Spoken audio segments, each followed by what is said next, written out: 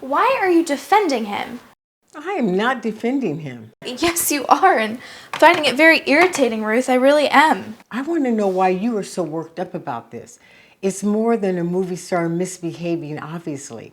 You've forgotten he's a movie star. Movie stars misbehave all of the time, always have. That's what they do. And that's why we invented them, so that they could act out for all of us. It's not the misbehavior, it's what it represents. Oh, thank you, Dr. Freud.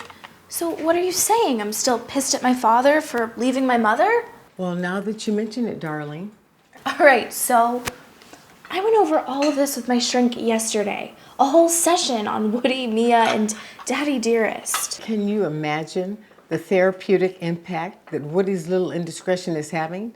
People on couches all over Manhattan moaning to their analysts about it. I couldn't believe the shit that poured out. Feelings of rage, betrayal, abandonment. Like I was 12 years old all over again. My father isn't talking to me, by the way. Oh, really? Why? I don't know.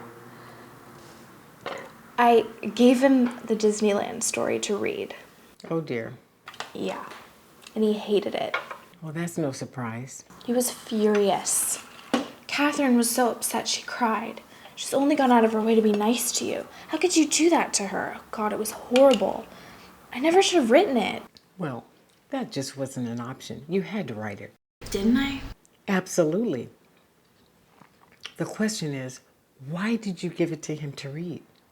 It's not a very flattering portrait. I know. So why'd you give it to him? I don't know. So he'd have some idea of what I'm doing? He has no idea. He hasn't read my stuff since high school. Well, the Disneyland story is a pretty tough introduction to your work, don't you think? Yeah. Yeah, I suppose so. But I didn't want to be secretive about it. That didn't feel right either. I thought I was doing the right thing. Well, what did you hope to accomplish? To gain his respect? His approval? To show him what a good little writer you are? I guess. Yeah, that's exactly what I wanted. I wanted his approval. Pretty infantile, huh? Why did you give him this particular story? I mean, you could have given him one of your more benign stories to read if you were interested in having him read something. Yes. But you chose to go right for the jugular. And I think that's very interesting. If I'm gonna write what I know, it's inevitably gonna hurt some people's feelings, right? Somebody's feelings are gonna get hurt. True. That's a risk you're just going to have to take. You can't censor your creative impulses because of the danger of hurting someone's feelings. Even if it's my father's? Even if it is. If you have a story to tell, tell it. Zero in on it and don't flinch, just do it.